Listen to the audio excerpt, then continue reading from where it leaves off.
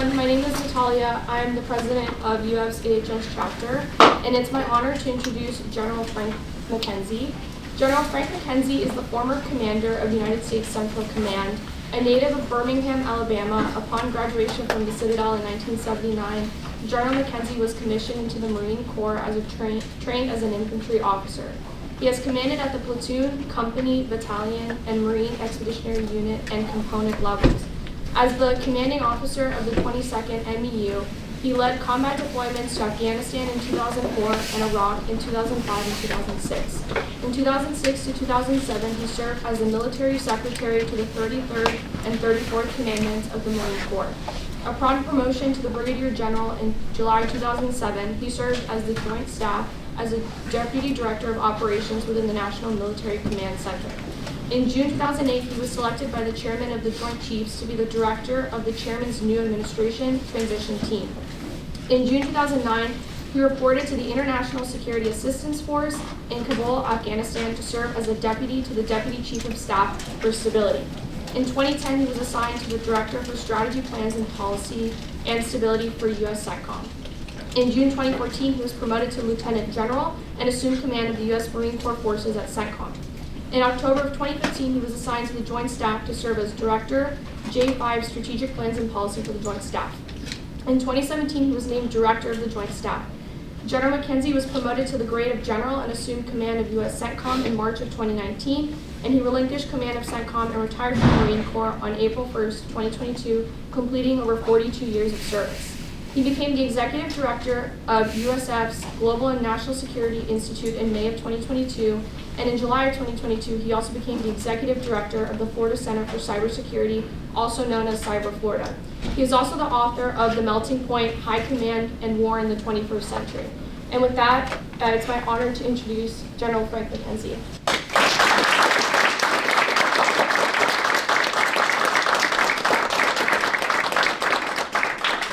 Natalia, thanks a lot. Is this thing working? It doesn't matter. You can hear me, I think, in back. Let me know if you can't hear me, and I'll speak up a little bit. First of all, delighted to be here. Nice to drive up from Tampa. USF's a great school. We beat you in football last year, as I'm sure you're aware. But it's always fun to come to Gainesville. So looking forward to chatting here for the next 30, 40 minutes. I'll talk, and then I'll take your questions. And when it comes to questions, I'll answer any question. So don't feel obligated to, what I talk about, something I didn't bring up you want to ask me about, I'm happy to talk about that. And the thing about Marine four-star generals is there's no inner monologue of inadequacy or insufficiency going on here. So I'm happy to talk about whatever it is on your mind, and that'll be just fine. Let me actually start by telling you what it means to be a combatant commander and a four-star general, just sort of to give you a little of my perspective before I turn to my subject, which is going to be talking about the Middle East, where we are today and the path ahead. So the United States has 11 combatant commanders. 7 are what we call geographic combatant commanders. They're responsible, men and women that are responsible for a part of the Earth's surface. 4 are functional combatant commanders, like Special Operations Command or Cyber Command. But Central Command is one of the 7 geographic combatant commands, and it's responsible for that part of the world from Egypt in the west to Pakistan in the east, Kazakhstan in the north, to Yemen in the south. 21 countries. 3 of the world's major choke points, the Bab el-Mandeb, the Suez Canal, and Strait of Hormuz. The world's religions come together there in a variety of ways that I don't need to remind you of here. So it's a very interesting place to exercise command. I exercised command for 3 years there. And the thing about being a combatant commander, one of those 7 is you only work for 2 people in the world. You work for the President of the United States and you work for the Secretary of Defense. You don't work for anybody else. You don't work for the Congress. You don't work for the chairman of the Joint Chiefs of Staff, the nation's senior military officer, because while the chairman is an important guy, he is not in the chain of command. He cannot give an order. An order to sail a ship, drop a bomb, fire a missile, shoot something has to come from a combatant commander, one of the 11 combatant commanders. It's the way the law works. That's the way our chain of command works. So being a combatant commander is a very interesting place to be because, first of all, you know very clearly who's giving you orders. There's no confusion about that. It's a real short chain of command. So the other thing is you have the opportunity to give advice. And so a lot of people give advice to presidents and secretaries. and a lot of people execute orders that come from presidents and secretaries, but only a combatant commander gives advice and executes the orders. So it's a unique relationship. And what it does is it puts you in the room with the president when decisions are made sometimes. It certainly puts you in the room when he's listening to advice. And so you see where it is in our country that policy, statecraft, and practical politics all come together to make decisions. Then the combatant commander is responsible for walking out of the room, turning into military objectives, giving the orders that causes things to happen. So it's really a unique perspective. I enjoyed doing it. It was a remarkable experience for me. And I'll just say, while I was the commander of CENTCOM, so the big things I'm associated with, striking Qasem Soleimani, and I'll talk about that here in just a minute, striking Bakur al-Baghdadi, head of ISIS, long deterrence operations against Iran while I was in command. We brought Israel into the Central Command region from European Command, and I'll talk about that in a little bit. And I'm responsible for our withdrawal from Afghanistan. So all those things are mine. I am responsible for those as the senior U.S. military officer in the chain of command, and I accept responsibility for all those things. So it was a pretty exciting time to be the CENTCOM commander. When it was time for me to go in April of 2022, 42 years, 10 months, 5 days of service, I was ready to go. They didn't have to carry me kicking and screaming over the side. It's a 3-year gig being a combatant commander. Very unusual that it's not 3 years almost to the day. So I did my 3 years and moved on to do the things that have already been described. I'm down the road at USF and really enjoy that. So that's my perspective. My perspective is from that place where the military interacts with the civilians who actually make the decisions. And one of the themes that I'm going to develop throughout my talk today and come back to it at the end a little bit is the theme of civilian control of the military. In the United States, our republic exists today as it is because civilians make final decisions about what happens. That's the only way it works. If it ever is at a point where a senior military officer can say, I disagree with that, I'm not going to do it, then that's a bad day for the republic. And by and large, that has never occurred across the entire history of our nation. I never thought about resigning because I disagreed with an order. I never got an illegal order either while I was in command. And at CENTCOM, I had 14 lawyers on staff who were happy to tell me if I got an illegal order. Live for the opportunity to tell me that, actually, but it never came up. So it's a fascinating place to sort of look at the world. So my expertise is broad because I was the director of the Joint Staff, which means you work the whole globe, and then far greater detail for the Middle East. I'm going to talk a little bit about the Middle East, where we are today, sort of how we got here. So we're in February 2026, and the headlines that you see being made right now in the Middle East, I'm going to argue date from 2020. Things that happened in 2020 and 2021 set us on the path to where we are today. Two things happened in 2020. First of all, in January 2020, we struck and killed Qasem Soleimani. I'm the guy responsible for that. President Trump made the decision. I would argue it was the right decision then. In hindsight, I think it's the right decision now. A lot of people are alive that, in my judgment, would not be alive had we not taken that strike. But that's an important action because, look, I'd served several presidents before President Trump, and no one had ever pushed back against Iran the way that he did with the Soleimani strike. Some of you may or may not be familiar with some of the details of it, but he was entering Iraq, and I was reading the intelligence, and it was very clear he was entering Iraq to develop plans to kill Americans. The president exercised his authority under Article 2 of the Constitution. We struck him. It was my recommendation to strike him. And here's the thing. How many of you have seen a picture of Qasem Soleimani? Okay, a few. During the Bush administration, there's a famous line from a meeting in the sit room where they said, can't somebody get us a picture of Soleimani that doesn't look like George Clooney? And, handsome guy, about my age, born in 1956, 1957. The intelligence is not completely clear on that. Came up through the ranks, fought in the Iraq-Iran war, a war very few Americans know anything about, but hundreds of thousands of people died in that very bloody, ugly war that saw chemical weapon usage on a scale unparalleled since the First World War. So we don't think about that in the United States. They think about it there, though. But he came up in that war. Then he entered the Islamic Republican Guard Corps, the IRGC, which is the elite of the elite within the Iranian political military structure. And then the elite within it is called the Quds Force, QODS, or Jerusalem Force. He commanded the Quds Force. He was a 2-star general. but his authority was far beyond that. He had a familial relationship with the supreme leader, Khomeini, the current supreme leader. He could see him. He could say, I want to talk to you. He could get in to see him. He could go around the Iranian chain of command. The Iranians have a military setup not very different than ours. They have joint chiefs. They have Army, Navy, Air Force. And then the IRGC exists outside that. And even outside that is the Quds Force. And even outside that is Qasem Soleimani. Spoke fluent Arabic. He could go into Iraq. He could knock heads together. He could tell people to do things, and they did it. And he was very good at it. He was a gifted commander. So people ask me a lot, Soleimani, was he like Rommel for them? And I say, no, if I were comparing him to a Nazi, my Nazi would be Reinhard Heydrich, is who I would compare him to. The Butcher of Prague, bright protector of Bohemia and Moravia, who the British killed in the spring of 1942, because he was too effective and they had to get rid of him. But he was effective. Soleimani was a very effective commander. They have not been able to replace him. Since he died, Iranian policy has wobbled. He was the guy who spoke last in meetings. He was the guy that could get to the supreme leader. He's the guy that could sort of sum up and say, here's what we're going to do.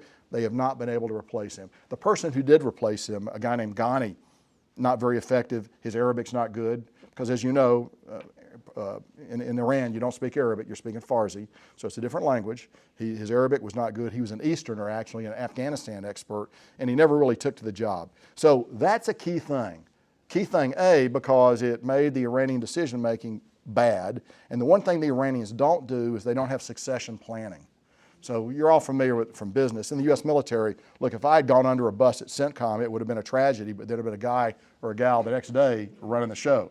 That's not the way it works in Iran. You go into these jobs and you stay 10 or 12 years. You may or may not get good at it, but what you don't do is groom anybody to succeed you. So that's a problem, and that problem has been exacerbated, I'll just say sort of parenthetically, by what happened this last summer, where a lot of senior Iranian commanders were killed by the Israelis in the 12-day war. And I'll talk about that again in just a minute. So Soleimani's gone. The other thing, though, and this is important, and I'll come back to it a little bit later, was the United States actually struck very hard against Iran. And Foreign Minister Zarif, he's not the foreign minister now, but he was the foreign minister of Iran then, made the mistake of doing an oral history a few years back. Of course, it leaked. And it appeared in the New York Times above the fold, front page. And in it, he said, we have never recovered from the loss of Soleimani. It's like losing a major city in Iran. We have not been able to recover from that. And that was his internal oral history. So Soleimani, hold that thought as I talk about events that have occurred since then. The other thing that's very important that occurred that year, of course, is the Abraham Accord, which brought Israel into the Arab world a little bit by the Abraham Accords with UAE, with Bahrain, with a couple of other nations. The rest have not followed yet, but nonetheless, it's an entree. That's a powerful event. It's not yet played out, but I think over the fullness of time, it is going to play out in the region. And again, I'll develop that in a little bit greater detail. That's another President Trump thing. He's the guy that drove that. The third thing is, it sounds like this actually happened in January of 2021. The third thing is, and it sounds like a bureaucratic thing, but really it isn't. I talked about 21 countries in Central Command. Until January of 2021, there were 20 countries. But we moved Israel from European Command into Central Command. And the reason that hadn't happened before, many reasons. You didn't want Egypt and Israel working with the same COCOM. A lot of reasons that had been overcome by events. There's no possibility really of a war between Egypt and Israel now. Other nations, yes, but not those two. So for a lot of reasons, that has sort of become dated logic. I had proposed it to the secretary, who proposed it to President Trump, and he signed it right before he left office. And I'd actually had a bet with my J5, my strategic planner. I said, he's not going to sign it. There's too much going on. In January, you all remember January 2021, pretty wild time. He's not going to get it, but he did. He signed it. And I think that has been a fundamental importance going forward. The ability of Israel to defend itself that we've seen exercised over the last year and a half, directly related to Israel coming into the Central Command, into the Central Command region. So I'll cite sort of those things to hold in the back of your mind. Now I want to jump forward a little bit to 2023 and what happened with the Hamas attack on Israel. in October 2023. You're all tracking it. I don't have to recite it to you now. It was a strategic and a tactical failure for Israel. They missed the intelligence. They've done that before. They missed it in 73 when they believed that the Egyptians couldn't possibly couldn't get across the canal in a surprise attack. They were wrong then. They were wrong on their assessment of what Hamas was capable of, and there are a lot of reasons for that, some of which are directly Israel's to bear. Others, Hamas was very good. They cut out Lebanese Hezbollah from the planning. They cut out the Iranians from the planning. They cut out certainly the Houthis from the planning. And that allowed them to compartment it, keep it very, very, in a very small group. Because look, if it goes out like that, we're going to know about it. But so we didn't detect it. Now going back in retrospect, they can always find evidence. That's the one thing about things like this. You can always find there were indications there that you didn't listen to. And what happens is we call it confirmation bias. You don't think these guys can do that, so all the intelligence you read tends to make you bend it to that end. The Israelis did it in 73. We've been guilty of that in the United States on multiple occasions. 1941, just one big example, the Japanese attack on Pearl Harbor. There are others. But in this case, they gained surprise, inflicted, I would say, a significant defeat on Israel initially. I'll come back and talk about how that's developed since then in a minute. But here's what's important for us. What did not happen? Nobody else came into the fight. Iran did not come into the fight. Lebanese Hezbollah didn't come into the fight big time, and I'll talk about them in a second. The Houthis came in because those guys are true believers. They are. I've been to Yemen a few times. The Houthis are, of all the proxy groups out there in the region, they are the most radical, they are the most aggressive, and they're extremely good aeronautical engineers. And I know that sounds strange to say in the same breath, but it's the truth. And I'll tell you why here in just a minute. But the Houthis were all in, but nobody else came in. So Israel pursues its campaign against Hamas that you're all familiar with, and I'll come back to that in a minute. But let's turn to the north. Lebanon sits on the northern edge of Israel. I've been there a few times. Some of you may have. Beirut's one of the most beautiful cities in the world, up in the Bekaa Valley. It's just hauntingly beautiful up there. I always enjoy going to Lebanon. They're pretty busy trying to kill me when I'm there, so I have to be careful when I go. But it's a beautiful place. But for the last 40 years, Lebanese Hezbollah has been a parasite on the state of Lebanon. They control most of the economy. They've penetrated the LAF, the Lebanese Armed Forces. They've built thousands and thousands of precision missiles that can reach into Israel. And I don't have a map here, but some of you know the geography. That's very close to Tel Aviv. It's very close to Haifa. It's a short shot for a missile, unlike from Iran, which is considerably further. So when I was the CENTCOM commander, I worried the most about a large Lebanese Hezbollah attack on Israel. Precision missiles, I felt that would strain the Israeli defense capability. And so that was one of the things that we spent a lot of time thinking about and worrying about. Hassan Nasrallah, the head of Lebanese Hezbollah, I always thought was one of the smartest strategists in the region. Dedicated totally, completely to the destruction of the state of Israel. Did not feel the time was ripe to do it when the Hamas attack occurred. And so he did not come in with his heavy missiles. But here's his mistake. He let his subordinates down in southern Lebanon get into a tit-for-tat war with Israel across the border with shorter range rockets. And what that had the effect of doing that he could not foresee, or the Israelis, was push, depending on whose numbers you believe, 50 to 70,000 Israeli citizens south. That put extreme pressure on a democratic government to get them back up and into those kibbutzes and cities in northern Israel. And Hassan Nasrallah misread that. He just misread that. He made a mistake. The guy didn't make many mistakes in his life. That's one, were he alive, he'd probably wish he could have back. So what happens is the Israelis now have got to do something to push back. At the same time, and this is strange the way that these things work in warfare, through supply chain management, according to the New York Times, they had been able to take the beepers that Lebanese Hezbollah used to communicate, and many of you, most of you don't even know what a beeper is because you're a cell phone generation. There was once a time when you were cool if you had a beeper, and it would beep and you'd look at it and there'd be a text message and you'd go make a phone call as a result of it. Okay, so they were worried that the Israelis were reading their communications, which they were, but they felt they were secure with this. So again, if we're to believe what's been written, the Israelis somehow got into that and were able to put small explosives into these thousands of beepers. So every mid-level and senior level Hamas guy that's walking around with a beeper on his belt or in his pocket up here is carrying a small charge of explosives. Well, they got smart people too in Lebanese Hezbollah, so maybe they weighed them and said, this one weighs more than this one. Why would this one weigh more? Or maybe, who knows? But they had indications in Israel that they were going to be compromised. So because they were sending them back to the labs in Tehran to look at, Iranians are good engineers, that certainly find it. So you got pressure now, use it or lose it. It's a common problem in this kind of hybrid warfare.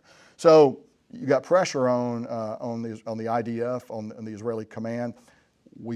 First of all, we have the pressure that I've already described about our citizens being pushed south. Second, we have what could be an overwhelming tactical weapon that's going to be we're going to lose unless we take action. They used it. And so what you had were hundreds of Hezbollah operatives died. Innocent people died too. But a lot of Hezbollah middle leadership was essentially wiped out. So they went to their plan B, which were push-to-talk phones, not cell phones, but push-to-talk phones. But golly, that had been compromised too. So they blew up on the next day. They killed a whole bunch more people in the second wave. So then they went after Hassan Nasrallah. And they killed him in an outskirt of Beirut. He died surprised, and he had time to think about it because it took 32 2,000-pound bombs to get down to him. Probably dropped at 2-second intervals, just the way you do it. Boom, boom, 64 seconds. But he died. And he was, again, I had great respect for that guy because I thought he's a good strategist. He made a mistake. The effect of that, though, is Lebanese Hezbollah is gone. It's off the table. Now, we'll see what happens right now in Lebanon going forward. But in the short term, at the same time, I should say, the Israelis went aggressively after those missiles that were hidden. And they knocked out a bunch of that capability. So Iran's big hedge against Israel, which was Lebanese Hezbollah, is now gone. It's off the table. It's not a factor anymore. Huge win for the Israelis. The next thing that happens shortly after that in the fall, I guess this is 24, is Syria collapses. So I've been studying Syria most of my professional life. I did not see it coming. I thought, and I read in my book actually, that Bashar Assad he's won the civil war. He's going to be around for a while. It's unpalatable, but we might as well get used to it. Be careful what you write. So I was wrong on that. It's like, but these things, and this is a good thing to remember, how do autocracies collapse? I'll steal a line from Ernest Hemingway writing about how do you go broke? Well, gradually and then suddenly.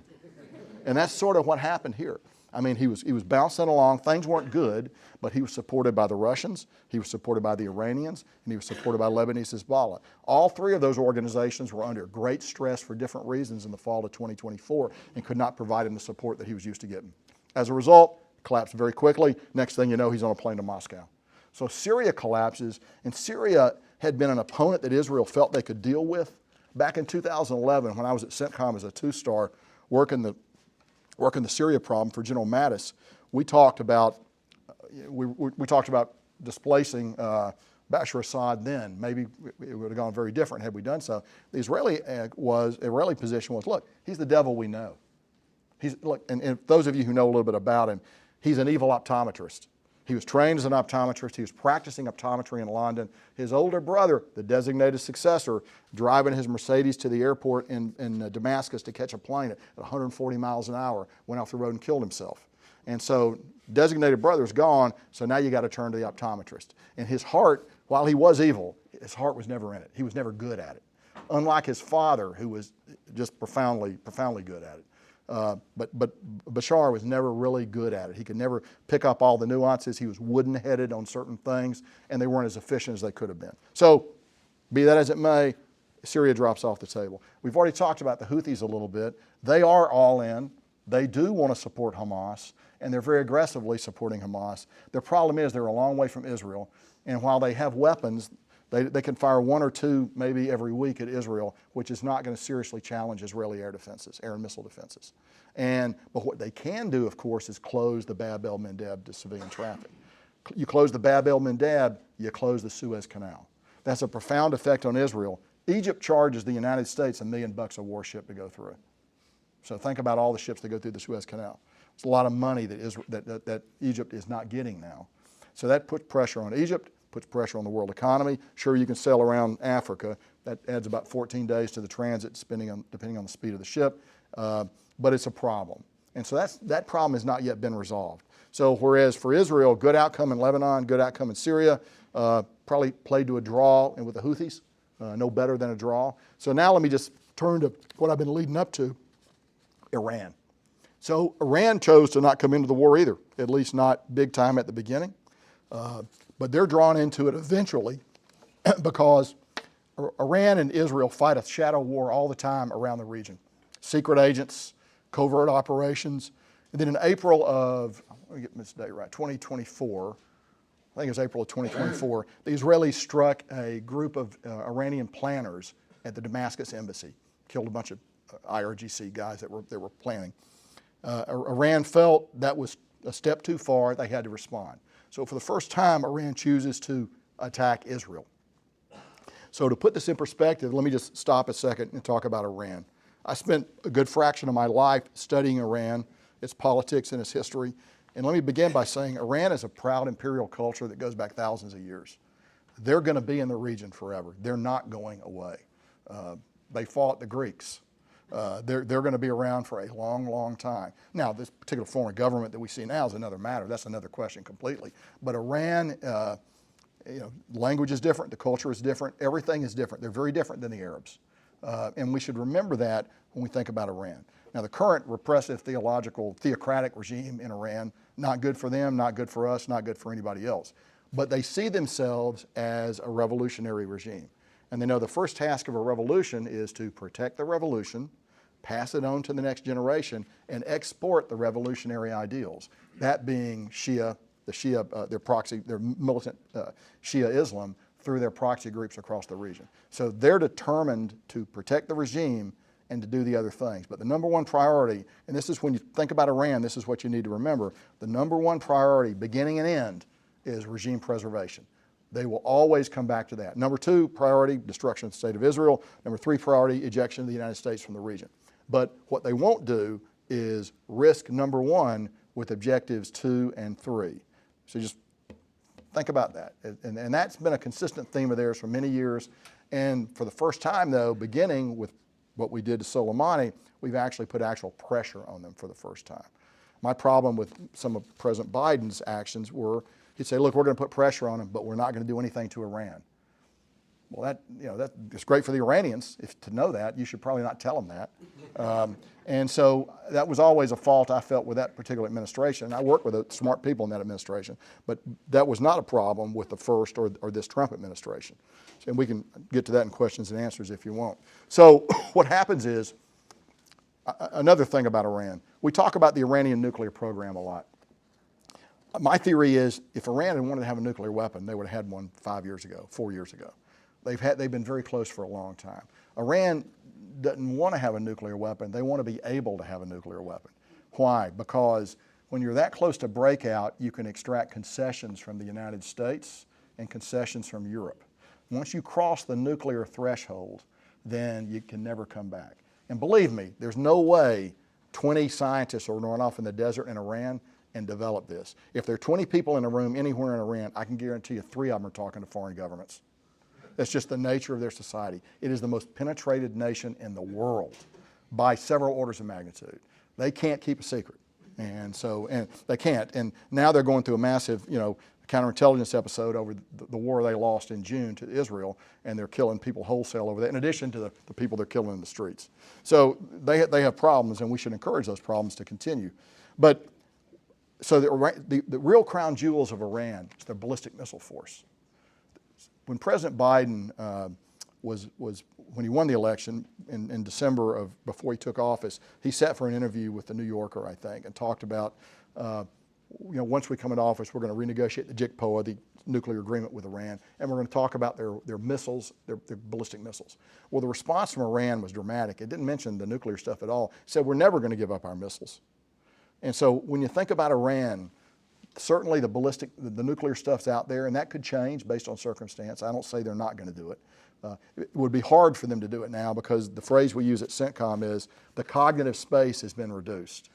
that would allow you to do those kinds of nuclear experiments. A buddy of mine used to say, the most dangerous job in the world used to be a Chinese coal miner. Now it's being a nuclear physicist in Tehran. And so probably, but they could probably do that. But the ballistic missile stuff is very near and dear to them, and they're going to continue to use it. They're continue to refine it. They're going to continue to build better versions of it.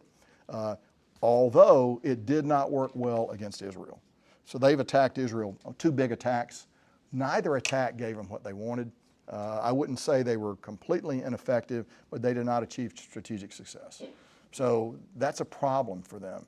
But their problem is this. They can only fire so many missiles at Israel. Their problem is not the number of missiles. Their problem is the number of launchers they have for those missiles. For the sake of argument, just us talking, and because I'm being recorded, let's say it's 200 or so. Who knows? Who knows? Well, somebody knows, but we're not going to share that information. But say it's 200. That's all you can shoot at any one time. That does not stress Israeli defenses. You need to shoot 1,000. So those are long-range missiles. And what it means is you got to take the missile out of storage. You got to drive it to a pre-surveyed launch site. You got to erect it. If it's liquid fuel, then you got to fuel it because you can't fuel the stack laying down. It's got to be standing up to fuel. Or if it's solid fuel, it's easier to do, but still it takes a little time to do that. All these things, believe me, have, as you would guess, have signals associated with them that we're going to be able to see and interpret. SIGINT, signals intelligence, imagery intelligence, human intelligence, all these things we see. So they're limited in how many, that's why the Lebanese Hezbollah threat was so much more significant. They had missiles in the many, many hundreds they could fire at Israel very quickly.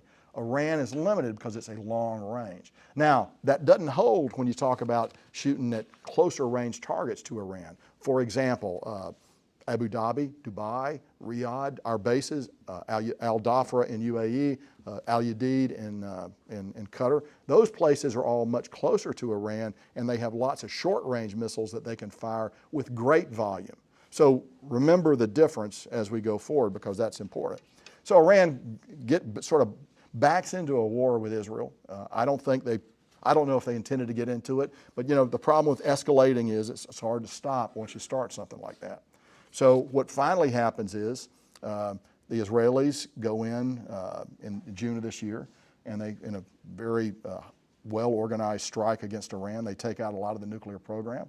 They take out a lot of the ballistic missile development sites. They take out almost all the air defense. And what's troubling if you're Iranian is it was a combination of manned aircraft, manned low visibility aircraft, long-range missiles, and then drones that were probably fired from no further than 5 miles away from the target. And then people on the ground. So you've been penetrated at every level.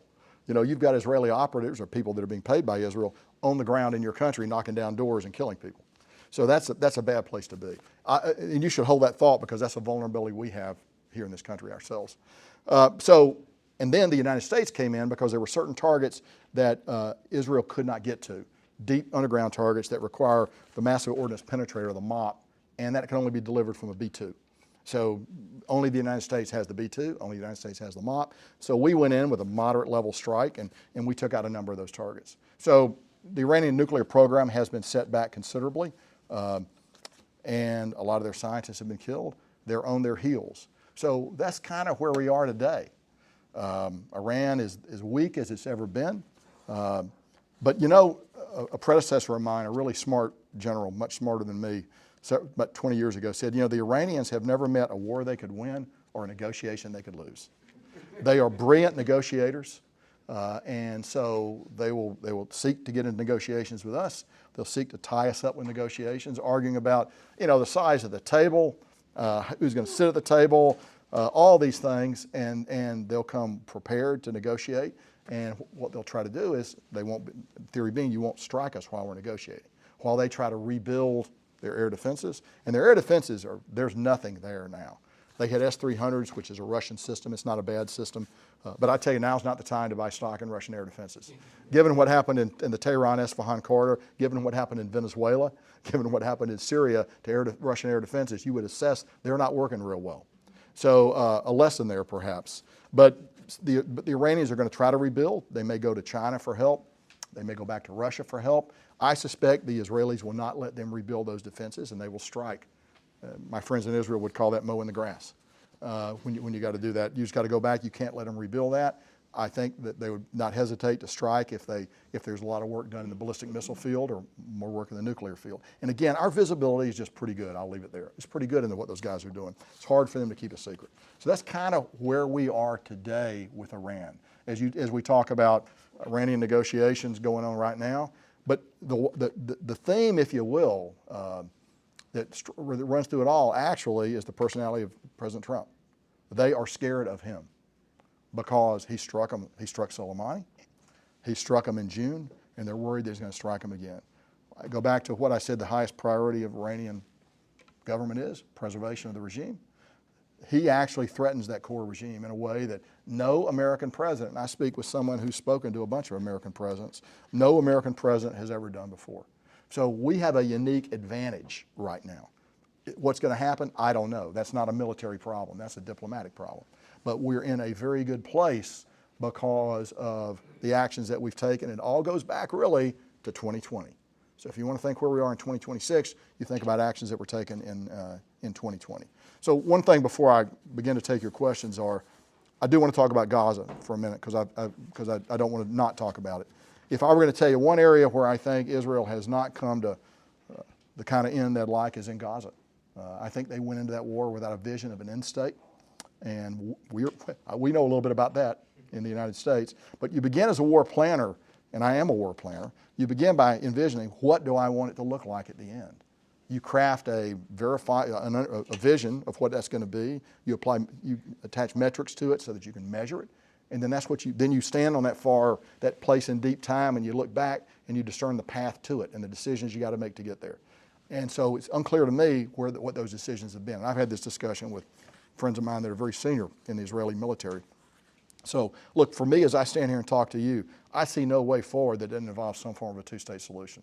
And when I say that, my friends in Israel throw rocks at me. But you've got to come up with something where there's a force on the ground there that's not the IDF in Gaza. Ideally, it would be Arab in character. And the nations that could go in there and do that are not necessarily the nations that are going to pay for it. And as we all know, there's more than enough money in the Arab world to fully fund a rehabilitation of these regions. But you've got to come up with something like that. I think actually, the 20-point plan, there's some possibilities there. There's some possibilities there. But the only people that want to fight forever is Hamas. The Israelis don't want to fight forever, whatever people say about them. They don't want to fight forever. The IDF certainly doesn't want to fight forever. Hamas does want to fight forever because they have no affirmative positive vision of the future. It's all about death and destruction. So I think there are opportunities there. I think there are opportunities in the region. And actually, the last thing I will just say here is the path to normalization of ties between Saudi Arabia and Israel, I believe, is inevitable. It's going to happen. It may not happen this year. It may not happen next year, but it's going to happen. I mean, these perturbations that you read now, Israel bashing in Saudi media, all of that, yes. But ultimately, Saudi Arabia knows and understands the threat to their existence is Iran and what it represents. And to defend against Iran, you need to be able to talk about how you collectively defend yourself, particularly with missiles, drones, and against missiles, drones, and cruise missiles. And you do that by sharing intelligence information with other nations in the region. And of all the things that you do in the military, the easiest thing to share is that kind of information. You're not putting tanks on somebody else's land. They're not putting tanks on your land. You're not basing your airplane somewhere else. Ballistic missile defense is all about sharing information. Before I left Central Command, I hosted 2 conferences at Sharm el-Sheikh, southern tip of the Sinai Peninsula, with the regional chiefs of defense, and brought them all in, including the Israeli Chief of Defense, Saudi Chief of Defense. Never thought that day would occur. And we were not just there to get a picture taken. We'd had a series of exhaustive staff sessions leading up to it and that followed where we all talked about ways that we could act cooperatively to defend against an Iranian attack. And that bore fruit last year in the success of Iranian attacks that occurred against Israel. So, look, I'm optimistic. There's a way forward here. The problem with the region is, something always happens. And CENTCOM is the land of less than perfect solutions. But I've grown pretty comfortable with those less than perfect solutions over my experience there. So what I'll do now is I'll pause. I'll just please identify yourself, say your name, and we'll go around and ask any questions you want. I'll go till they tell me to finish. Yes. My name is Ella. My question is that you mentioned that while the decimation of Lebanon and the fall of Syria are obviously tactical victories, there is a certain perspective held by Israel that it was at least the devil we know in those regimes. What actions tactically do you think the U.S. Central Command and its allies should be taking to make sure they don't become new trouble spots? Great question. So let me talk about Syria first. So we got a leader now in Syria, Sharif, who is a designated terrorist. But I'll tell you what, here's the thing, in the region, if you want to do business in the Middle East, you have to sit down with the devil sometimes. And you have to do people with whom you share no values, but interests. I would argue, it's in our interest to have a strong federal Syria in existence. Because what do we want out of Syria? What we want out of Syria is an entity that will not allow Iran to operate inside its borders, that will not allow weapons to transit Syria on what they call the Shia land bridge to go into Lebanon. We want those two things. And then I think we want a Syria that recognizes Israel's right to exist and comes to an agreement with Israel about the Golan Heights. If I were going to define it, that's what I would define our interests in Syria are. And if this guy can deliver that, who cares? But I'm very pragmatic. Now here's the tragedy. We fought ISIS from 2014 to really now with the Kurds and the SDF, which are the Syrian Democratic Forces, mainly Syrian Kurdish peoples, but some Arabs too up and down the Euphrates River Valley. So the government of Syria is now looking to reclaim all of that land that's currently occupied by the Kurds. And for several years, we got about 1,000 people, more or less, in Syria, embedded with the Kurds, fighting ISIS, and sitting on a variety of prisons and refugee camps. And the prisons are very concerning to me. 8,000 to 10,000 hardened ISIS fighters in those camps. We do not want them out. So somebody's got to guard those guys. We're not going to do it. Somebody's got to do it. Right now, the Kurds do. But the Kurds are probably going to be taken off that, so the government of Syria needs to assume responsibility for that. The other thing that concerns me greatly are the displaced persons camps. And there, Al-Hol, which you may be aware of, is the poster child for that. I don't know what the count in there today is, but when I was in command, it's 45 to 50,000 people, 90% women, 90% women, the vast majority under the age of 20, a lot of children, with intermittence. It's subsistence living. They're not dying there, but it's not good living. And what they're doing, though, is they're being indoctrinated by ISIS, because while we fed them and gave them their dental work, ISIS was indoctrinating them, because we had very limited access and control of that camp. So we've got to come to a way to solve that problem going forward. So those are the things that we've got to get out of a government of Syria. I would argue that you can, in fact, get those out of Syria. Now look, I talked to, again, Israeli friends who disagree with me on that. And they were happy with Assad because they could do business with him. They're unsure they can do business with this guy. I say it's early yet. I think we've done the right thing to lift sanctions on him because the world just doesn't stay static. You've got to recognize new realities. So I hope that we're going to be able to move forward. I am very concerned about what's going to happen to the Kurds, because here's the thing: when state entities, and now Syria is a state entity, does business with other state entities, non-state entities tend to get rubbed out. And the Kurds are a non-state entity. They are not a state. They occupy a part of Syria that Syria wants to reclaim as part of their sovereignty. And that's a discussion we're going to have going forward. We're going to have that in the next 90 days. And if you look at the news, I mean, they've moved, the government of Syria has moved to reclaim land from some of the Kurds already. And hanging up north, of course, is the threat of the Turks. The Turks coming south because they have long-term animus against the Kurds. So the Kurds are in a tough spot right now. So that's Syria. Lebanon. So Lebanon, has been a failed state for many years. 99.9% of the people live in abject poverty. 0.01% of the people live in unimaginable affluence. Not a good prescription for a state. They've had gridlock because of the confessional nature of who has to be the Speaker of the House. The Prime Minister and the President have to be Shia, Sunni, Christian. So there's a prescription for making it hard to do any kind of legislation. Lebanese Hezbollah has permeated the state. Now Lebanese Hezbollah is down, not out, but down. You have an opportunity here to have the government of Lebanon reassert itself. Will they be able to do so or not? I don't know. My position all along was we needed to continue to back the Lebanese armed forces to be the sole arm of the state for military power within the borders of Lebanon. So I think that's generally the policy that this administration is following now. It's too soon to tell with Syria and Lebanon. Strangely enough, I'm probably a little more optimistic on Syria than I am on Lebanon. I visited both. I spent a lot of time in both. Lebanese Hezbollah, they're down. They're not out. They're not a player today, but they're still there. Great question, sir. Alan Rubenstein, I'm lecturer here. You said the Saudi-Israel normalization is inevitable, but there's a theory that I've heard that a weakened Iran removes the motivation for Saudi to normalize with Israel. How do we reconcile? So I'm not sure how Iran is weakened, but Iran could cause, even a weakened Iran today could cause enormous devastation in Riyadh. The missiles that they've lost were the missiles that strike Israel. Israel's far safer. Saudi's not safer. So you're right. So the Saudis endlessly triangulate because they're brilliant negotiators, better than us. And so they're endlessly talking about what they want, what it is that they want. Look, the fact that they're buying, I think we just signed a deal for $9.3 billion worth of arms with the Saudis should tell you sort of where they want to go with this.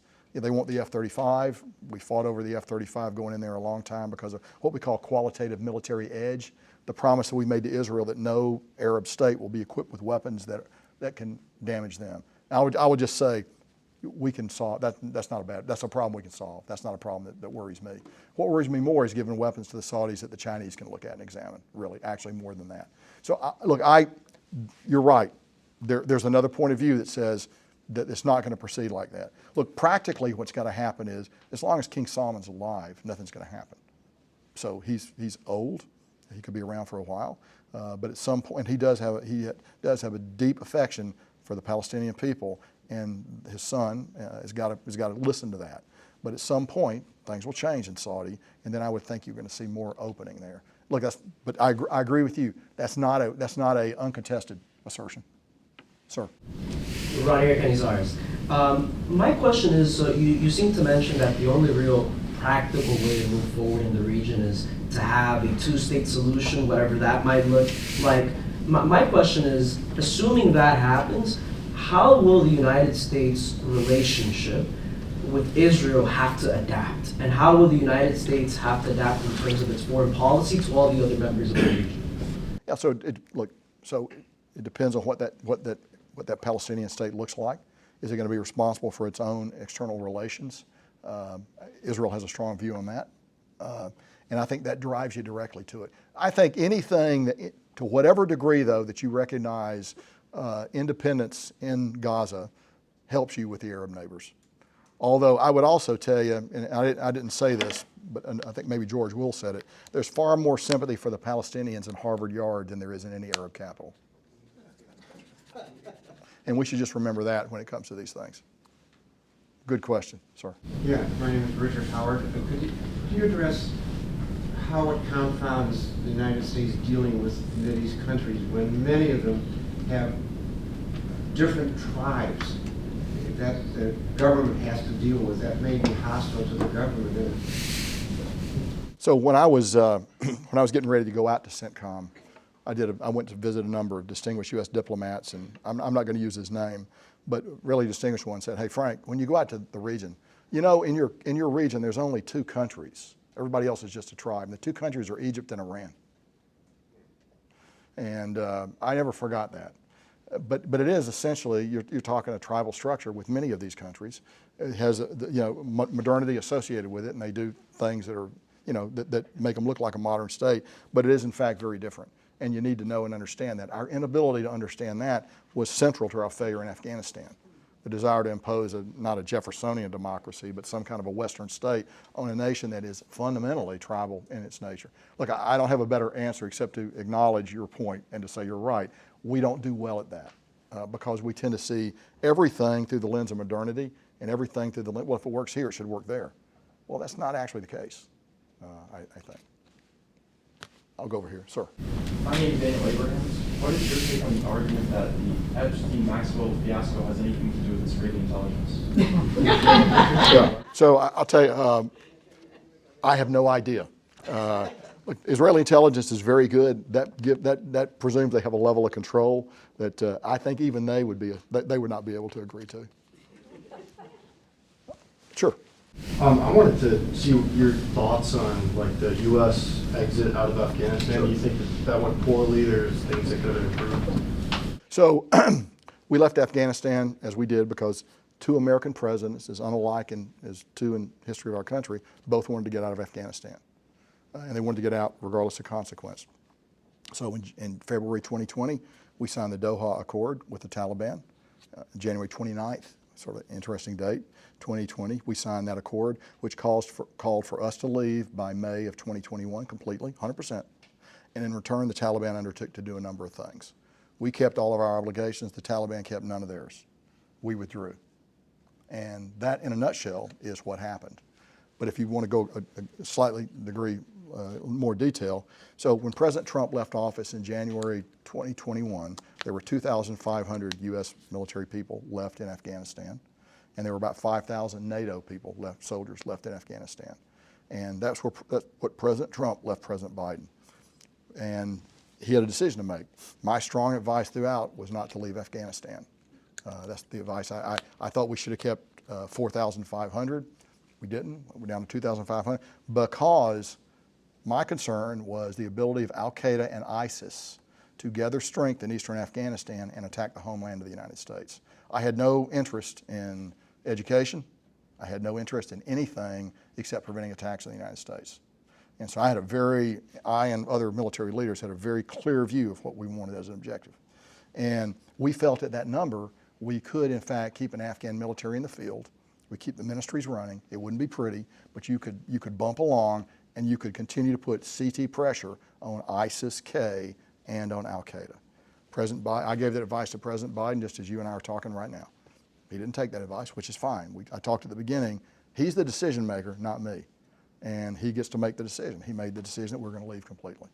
And that decision was made in April of 2021. The problem with that decision, though, was the decision was made that we were going to leave, but we were not going to withdraw our embassy, 4,000 people.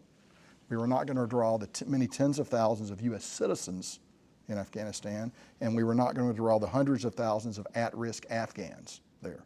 So the period of April to mid-July 2021, in a really remarkably smooth operation, we drew down to 700 U.S. soldiers left in country and 3,000 embassy personnel and many tens of thousands of U.S. citizens and hundreds of thousands of at-risk Afghans, all now subject to the commands of the Taliban, and we had no levers to pull to protect them. It was either a strong example of American arrogance, or American exceptionalism, depending on your point of view. So what happens now is, well, the Taliban overrun the country. We said if we withdraw completely, the government's going to collapse. The government collapses. We began to withdraw our people on 14 August. That's when the president declares a non-combatant evacuation operation. So that's when we began to bring all these people out.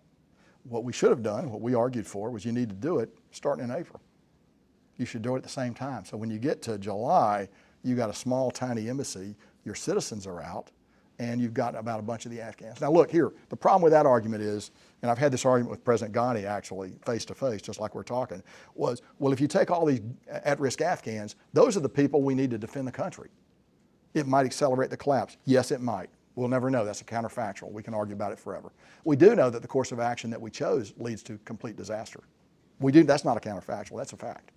So I would argue that what happened there was a direct result of a presidential decision to not bring out the embassy early, to not bring out our citizens early, and to not bring out the at-risk Afghans early. Instead, we put it all at the end. So now in August, we have to shoehorn forces back in very quickly into a very unsettled tactical situation.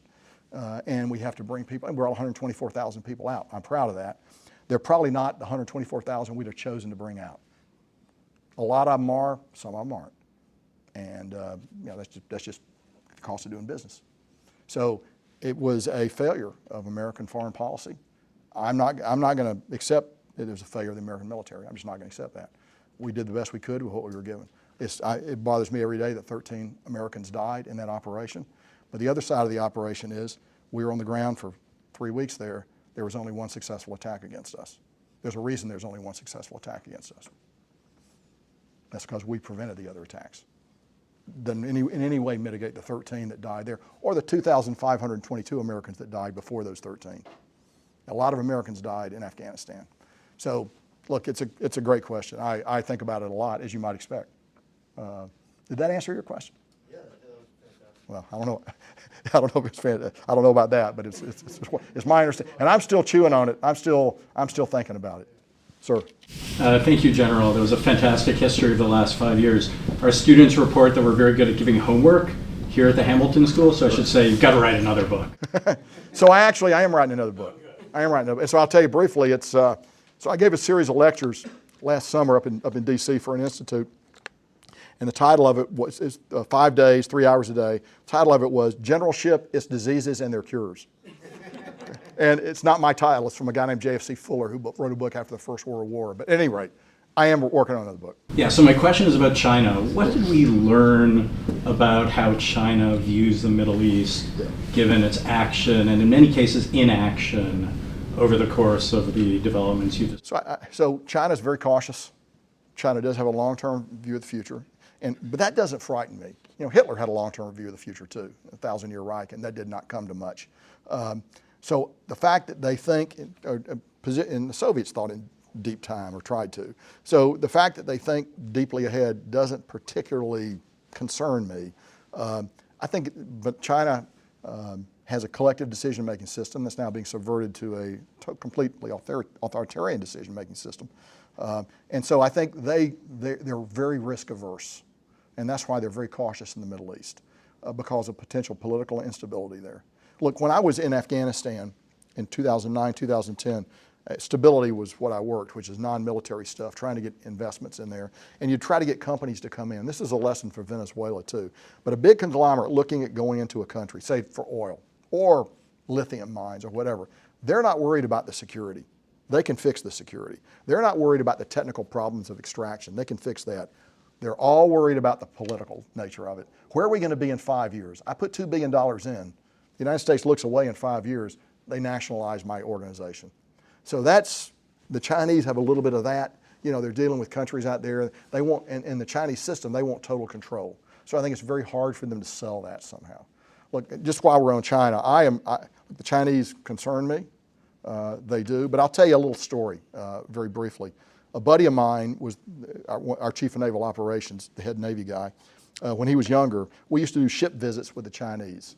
You go to their ship, spend a couple of days. They come to our ship, spend a couple of days. You do it. It's just good. Until we found they were stealing so much stuff off our ships, we had to stop it with the Chinese. But during this process, he's on a Chinese cruiser, and they're on the bridge, and there's a black security ball in the middle of the bridge. There's one in combat. There's one in main control, one in the wardroom. He says, what are those? He said, that's the party can observe us and report back on our performance.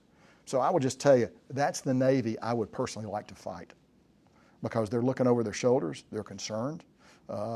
That's a Navy that's going to have problems, because they're not going to be able to make fast, rapid decisions under stress when information is incomplete and you're being pulled several different ways. And there's a political officer on the ship too.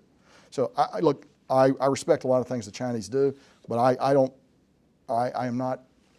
think they're 10 feet tall. I just put it like that. Ma'am. Hi, thank you so much for coming and speaking.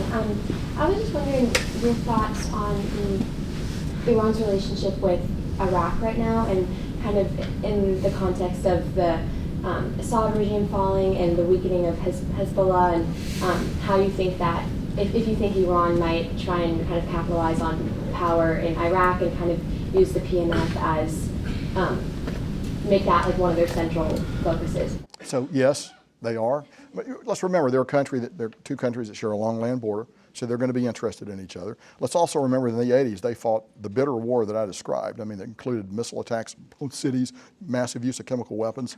There are limits to their ability to, there are limits to Iran's ability to absorb Iraq. But yes, Iran sees Iraq as part of their defense structure. They probably value it even more now because of what they lost in Syria and what they lost in Lebanon. So I think you're going to continue to see that. And I think, yes, we're going to continue to see it. I think the Iraqis will deal with that, sometimes well, sometimes less well. But the one thing the Iraqis still want is they want U.S. presence in that country.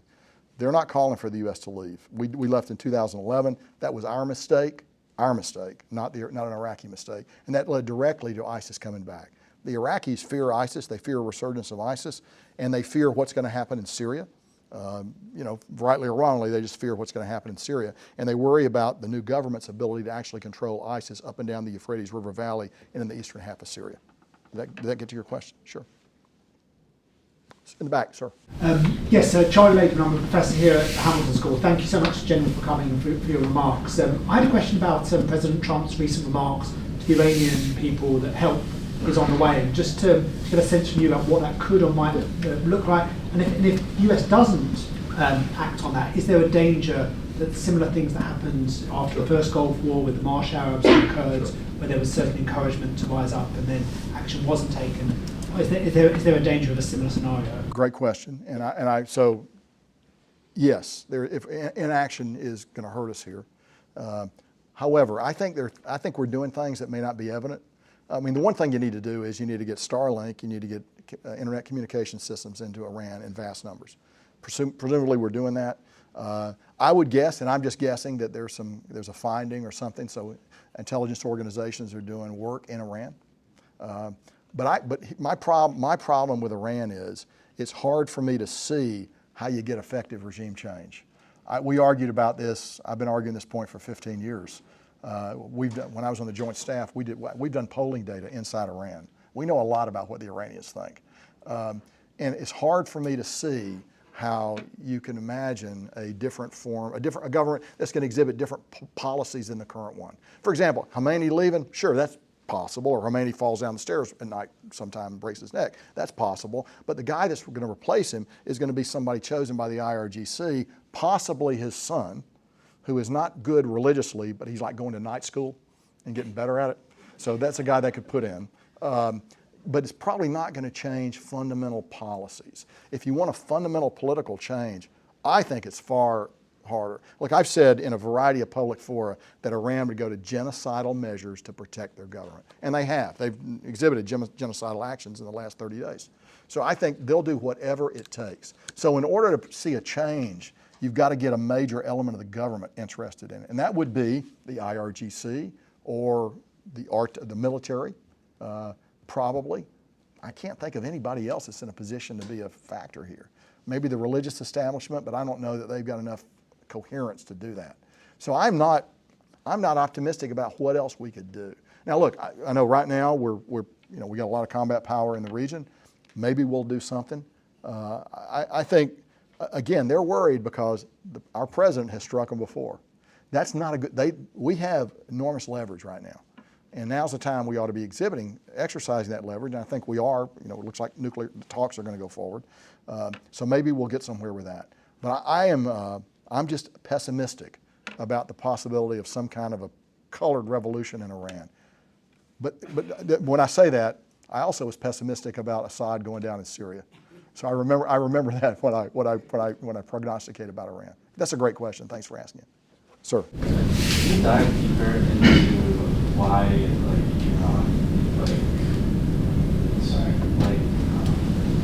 they don't want Syria, they don't want Assad to be what is their interest? Iran's interests. I'm sorry. Give me a little more. Oh, sure. So again, Iran, revolutionary regime, exportation of Shia ideology against a Sunni majority. So, as much as anything else, that's it. Iran will work generally with anybody against Israel. But the problem is, many of those states aren't going to work with Iran against Israel because they already have some form of relationship with Israel, so they're not going to do that. But Iran, again, I come back to the point: revolutionary regime, export the revolution, and the revolution is Shia militant theology. It's hard to understand Iran. I find it hard to understand Iran. So that's about the depth of my knowledge. Good question, sir. Thank you for coming, Jim. I just wanted to ask, during your time at CENTCOM, what level or how extensive was the CI risk in terms of Chinese actions regarding American interests in that region while you were there? Yeah. So it exists. We watched it closely. It's growing. CI risk against our interests in Tampa Bay today.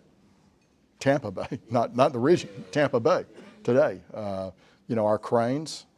Every time I'd stand, the CENTCOM office is a huge, headquarters is a huge building, beautiful corner office. I could look out in the bay, and I'd watch these Chinese ships sail back and forth. They were lasing me, I'm sure. They're very aggressive in this. So, can I ask you a follow-up? Sure. Regarding typical Chinese intelligence gathering, has a lot to do with sending nationals to the States to incorporate in our businesses and schooling. At USF, I'm sure you can't, maybe you can't publicly talk about it, but have you guys been approached, or at least school leadership have been approached by, the IC in the US at combating security? I'll just leave that one alone, okay? Not trying to be coy, I'll just leave that one alone. Sure, sir. All your years of experience, what's the most valuable lesson that you've learned about people? That's a great question. So people. So look, if you spend 42 years in this business, it's because you like people. You like being around people. You like talking to people. What I've found is that the American military is the myth out there that you give an order and that order is followed. Nothing could be further from the truth. You're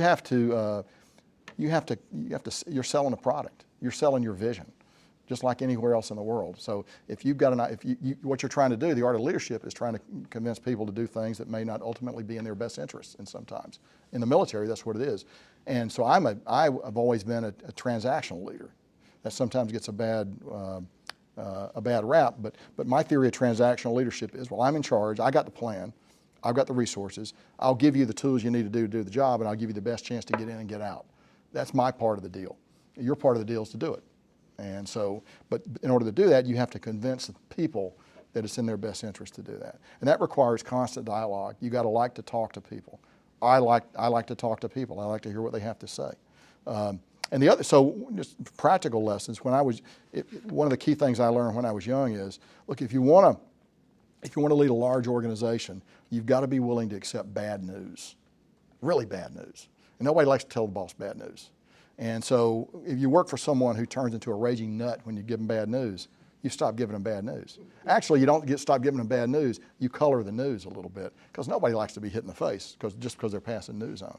There are examples of this throughout history. George Gordon Meade, the commander of the Army of the Potomac, was so irascible with his subordinates that Sam Grant, when he took command in 1864, came down and put his headquarters on top of the Army of the Potomac, not to command the Army of the Potomac, but to watch Meade and to make sure that Meade stayed in line. That's a fascinating leadership study there about that.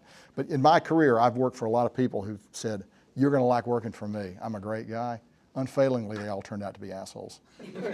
So I'm cautious about ever using that phrase. The only other thing I would say is when I had to make hard decisions at CENTCOM, and I had to make some hard decisions at CENTCOM, when you think of a leadership organization, we all think of a triangle. Leader on top, direct reports above it, gets bigger, bigger, bigger, get the worker bees down at the bottom. And so the fact of the matter is, though, when you make a decision, really you need to turn it over. Because at CENTCOM, when I made a decision, there's no shortage of people to give me advice. The 14 lawyers I've already talked about, some of the most brilliant operational strategic thinkers in the world down there, smart guys, much smarter than me, giving me that advice. But once that decision's made and it flows down to the person who's got to do it, not as many people around you. You go down to the point of contact where it's a man or a woman, often nothing between them and the enemy but their shirt. It's very alone. And I've been that person, so I can speak about it. So I always tried, when I had to make those decisions, to think about that single person down there. And you're alone, even if you're in a crewed aircraft or on the bridge of a ship, you're ultimately very much alone as you confront danger. And have I done everything I can do to give them what they need to do to be successful? Recognizing that the U.S. military is not a life assurance business. We all accept unlimited liability and the possibility of death when we execute. But I've tried to think about that a lot. But the bottom line is you got to be fascinated with people and how they think, and accept that, because they're humans, it's going to be an imperfect thing. That's a good question, very insightful. Thanks for asking. Sir, right there. I'm Adam Bishop. I'm a PhD student in linguistics here. Kind of a similar question to the tribal makeup question earlier, but in terms of like the linguistic variety of the Middle East. I'm really curious about what role language has to play in sort of the politics. And you mentioned, the inability of Iranian leadership to speak Arabic and things like that. But what role does this? So profound. The three great regrets in my life. Three things. I wasn't an astronaut. I didn't learn to play the piano, and I never learned a meaningful foreign language. You know, if I had to do it again, if I were in charge, I would require everybody at a service academy at ROTC to study a hard language. Look, if you take 2 years of Arabic, you're not going to learn Arabic. But what they can do is you'll learn enough so you can be tested later and really trained. So I would argue our great problem, not our great problem, but when I met with people, I always had an interpreter. You know, and so I'm meeting with people. Typically, they speak good English. I mean, the person I'm talking to, I'm at a disadvantage. I've got a good interpreter. I know the guy. I trust him. He's someone with security clearance. But you're always at a little bit of a disadvantage. And so what I did, my response for that was my senior aide was actually an American, looked like all of us, but he spoke fluent Arabic. And so he'd just sit there quietly and listen. And then I get a debrief from him later. What are they saying about me? Because they say a lot of things about you. You know, this guy can't be serious. You know, like that. But to go to your question, the Farsi example is just one. You know, that's a different culture than the Arab world, and we lump it all together. And much to our the other thing would be, you know, the Arab Bedouin experience, which is now being absorbed in the new cities of Saudi Arabia and UAE. They're in the process of changing fundamentally too, which is, I would argue, one of the reasons they have such high type 2 diabetes, because for many, many, many years, it was a radically different diet to the diet they're eating now. And they have profound problems with that. So yeah, we lack a fundamental understanding of many of these nuances. And so, you know, how do you get, I think the only way to get to that is education. So, you know, if I had to go back, I would prescribe a broader liberal undergraduate program for people that are going to be officers in the U.S. military, you know, and for people that are going to go work for the Department of State or any of the government agencies, because that's where you get it. I mean, certainly we need the STEM stuff, certainly we need the hard sciences, but if you're going to go out there and deal with Arabs, you need to have an understanding of their history, because it's a proud, great history, and speaking at least a few words of the language is better. And there was once a time when I maybe knew 10 words. That was the height of my foreign language experience, and I wish it were better. Good question, sir. Hi, Asher Kane. I was wondering what your thoughts were on Israel's last month's recognition of Somaliland as a sovereign state, and what that means for the region, specifically surrounding Yemen and the Houthis, as well as potential opportunities in the Bab el-Mandeb Strait for more opportunities within the Red Sea and Suez Canal, and how the U.S. might come into play with that later on, assuming, while at this point they have not formally recognized the Somaliland demand, they might do so in the future. So the Israeli recognionists moved to do that, purely pragmatic, purely pragmatic, nothing beyond that other than pure political calculation, which is not unreasonable, and I don't fault them for doing that. If you apply it to the broader Yemen problem, Yemen is a significant problem, and it's not Yemen, it's the Houthis in Yemen that's a significant problem. As you know, if you just read the newspapers the last couple of days, tensions between UAE and Saudi Arabia are ramping up because of what's happening in Yemen. I mean, the Houthis fought a very successful little war in 2015, 2016 against UAE and Saudi Arabia, and fought them to a draw, really, which is as good as a win for an insurgent. And so the Houthis are a long-term problem that could have been dealt with, in 2014 aggressively, but like most problems of this nature, if you don't deal with it initially, it gets much worse later, and it is now much worse. It's metastasizing. I talked about their ability to do aeronautical engineering. They do very good work on keeping the Strait of the Bab el-Mandeb closed. I don't know its status today, but I know it's hard to get Lloyd's to insure a ship to go through there right now. And navies can't direct ocean carriers to sail. That's done by the insurance industry. And so if your insurer won't let you sail through there, then you're going to go around the Horn of Africa. And that's going to add 14 days to your transit. It's going to be a much more expensive trip. So I would argue all of that area down there is still very dynamic, and it's probably going to get worse given the tension between Saudi Arabia and UAE that we see manifesting itself just here in the last few days. It's a good question. I'd keep my eye on that. Sir, in the back, sure. Thank you, General. Do you think that we domestically are at risk of the sort of irregular warfare that you saw, like Ukraine did with Operation Spiderweb, as they called it, but also what the Israelis and their operatives did successfully with the drones that are domestically produced, perhaps with hidden supply chains, and then all of a sudden it's 3 miles from a significant Air Force installation or something, and then all just zzz, there they are. You know, what level of risk do you think we are here? I think we're at a very high level of risk for that. I think the Chinese study it. I think they're probably not the only guys studying it. You're right. I mean, what the Ukrainians did to Russian strategic nuclear bombers is remarkable. You got bases 1,000 miles away from Ukraine, where a semi-truck drives up, parks 5 miles away, the sides fall down, a bunch of drones take off, go over there and strike the bombers. There's no house rule against that happening in the United States. And I would further say our defenses are at least as poor as Russia's right now. We have, because of the patchwork of systems that control emanations and what we call spectrum management, it's hard to do the kind of jamming you need to do to stop that. Because at MacDill, if we did the jamming we need to do there, you couldn't fly out of Tampa International. And nobody's cell phone would work in South Tampa. We can stop it at a very high pain level.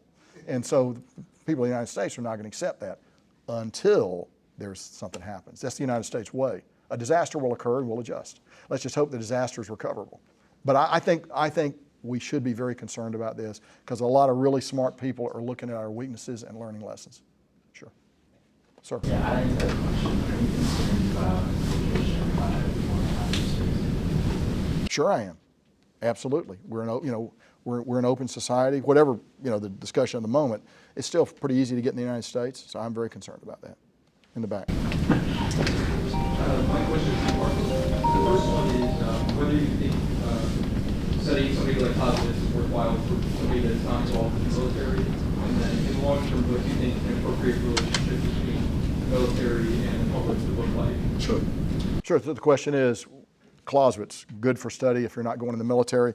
Look, he's hard to read, and some of you may have read him recently. I mean, the guy's hard to read. I've read him. He's best taken in small doses. It's not. You don't sit down and look forward to an afternoon. Man, I'm going to read some Clausewitz.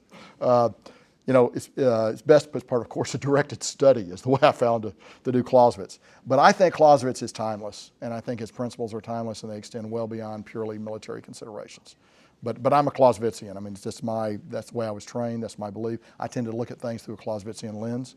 There are other ways to look at it. It's not the only way I look at problems, but I think there are timeless lessons to be learned. So we talked about this a little bit at the beginning look, in this country, the only way that works as it stays a republic is if the civilians run things. They get to make the decisions. A president has every right to make a bad decision, a decision that's known to be bad, repugnant, ill-informed, in every other way, and the military is going to carry that order out unless it's illegal. Any other thing is ultimately bad for the nation. So if it's an illegal order, that's another matter. But as I mentioned, I had a lot of people itching to tell me what an illegal order was. I never got one. But elected officials, constitutionally appointed officials, are the people that need to make these decisions, and the U.S. military needs to be that servant. And if you don't like what it's doing, the solution is electoral, not military. Change the person making the decision through the means that are available to all of us to do that. Even in the military, you can vote. So I feel very strongly about that. I mean, I get, there's always talk about civil relations. I think the military, officers like me, senior officers, we understand very clearly our role in this. That's why when President Biden turned me down on Afghanistan, I never thought about resigning. It was a legal order. He's the president, and he deserves somebody who's going to carry out his order to the best of their ability. There were things I would have resigned on, that just wasn't one of them. Did that get to your question? Yeah, I'm also thinking once the public has elected officials and the officials are giving these orders, what do you think is an appropriate relationship between the citizenry and the military? Should the citizenry in general be respectful of the decisions that their elected officials make? Should there be a constant push and pull? Well, I think constant push and pull in the public square is not a bad thing. But the military is not part of that, and you don't want the military to be part of that. Let's remember, until really the end of the Second World War, the United States didn't have large military forces. And the whole argument of a lot of government theory was you didn't want or need a large standing army in the United States. We were driven to the creation of a national security state by our competition with the Soviet Union. And that led to a very different set of circumstances unique in the history of the nation. And now I'm pretty far afield for a general, but that's just my view, okay? Sure. Ma'am. I have a question. I know it's always been around, but it's accelerated. Could you talk about artificial intelligence? Sure. Thank you. So AI's out there. 90 days ago, look, I'm 68 years old. I'm reasonably smart. I've done a lot of things. I got addicted to ChatGPT. And I just began by doing very frivolous things with it. And I still do frivolous things with it, but I now use it to do a variety of things for me. But I still find universally, if I ask it to go into a deep question that I have profound knowledge of, it's flawed. I mean, I can ask it, I know a lot about a lot. I'll give you an example. So I say, tell me about the Auburn-Alabama football game, 1972. No kidding, because there's data out there. I know a lot about that game for just reasons that aren't important. But it will start, and it comes back and it says, well, with bad answers. I say, what happened? It said, well, I look for patterns and then I hallucinate if I can't find the right answers. And so that's just one example. There are others. That's just one that was so obscure I thought I'd test it. Having said that, I use it. I do some things with it. I never use it for writing because I think I'm a very good writer, and it can't best me in writing. But I'll use it to collate information. If I'm sorting for things, I'll ask it to do that. What it's going to mean for the military is going to be very important, which I think is your real question, which is going forward. Because look, right now in Ukraine, drones are operating in an increasingly denied environment. Used to be you could control your drones with a little control stick. Now it's hard to get signals to the drones. Increasingly in the future, drones are going to be autonomous. They're going to go out. You're going to say, go to this 10 by 10 mile by 10 mile square, take this action, and if these circumstances occur, strike it. So we've always said there's going to be a human in the loop on that.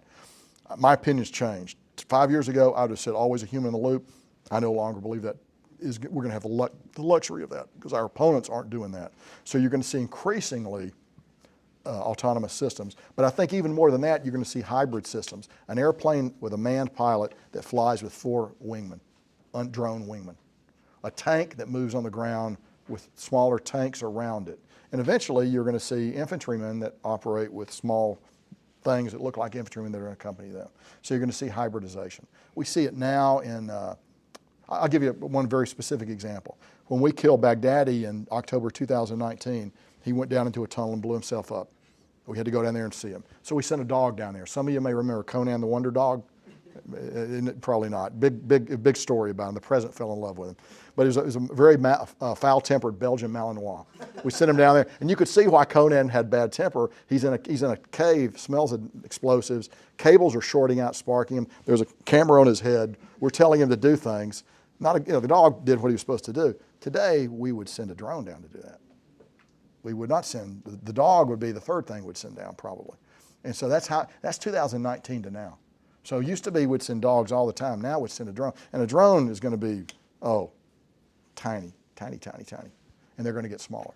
So, and the way you control those is increasingly going to be the use of artificial intelligence. It's coming. I'm not sure that we have digested it completely, but I think it's certainly something to think about. Thank you, Jim. Sure. This is going to be our last question. Great. Okay. Last one. Right there. Who got it? Yeah, you got an answer, please. Thank you, General. I have a question. How big of a role do you believe Turkey is in al-Shara's leadership? And then follow-up is, do you believe that the Kurdish region in Syria will be fully incorporated into a federal state, or it'll have some autonomy? So let me take the second question first. So they're going to be incorporated. It's just a question of how the incorporation is going to go. Is it going to be bloodless or is it going to be violent? Because ultimately he's going to control Syria, and that's inevitable. That's going to happen. We are not going to stop that from happening. I can promise you the United States is not going to stop that. So it's a question of how you negotiate this. This is an example. I don't know if you were here earlier. We were talking about Bashar Assad. 5 years ago, he could have said to us, I'm going to federalize eastern Syria. I'm going to let the SDF have their little flags, their little federalization, and we're going to get along like that. We would have left then. What his father would have done, Hafez al-Assad, he would have waited a year, then we would have gone in and killed every human being. He did it in the West. So I'm not making this up. That's what. But Bashar was not clear-minded enough to see that option. So he left that option beside. So that's one of the reasons he's living in a dacha outside Moscow now. He didn't have that total ruthlessness that his father had. So they're going to be absorbed. It's just a question of how that happened. So Turkey is Turkey's pursuing an Ottoman course under Erdogan. He has a very different view of Turkey. But at the same time, let's remember, we store nuclear weapons in Turkey. We got nukes in Turkey. We have an Article 5 relationship with Turkey. They're a treaty partner of ours. We've agreed to trade, a city in Turkey for Chicago, on paper anyway. So that's a big deal. So how we work with Turkey going forward, I think, is very much up in the air. I think Turkey is dedicated to the destruction of the Kurds. I think certainly he drew from them as he came to power. The degree to which that Turkey's going to be able to influence him, there's going to be a level of influence. The degree to which it's going to be is at least, it's unclear to me right now. A good question. That's a very insightful question. Hey, look, thanks a lot. I've really enjoyed talking to you.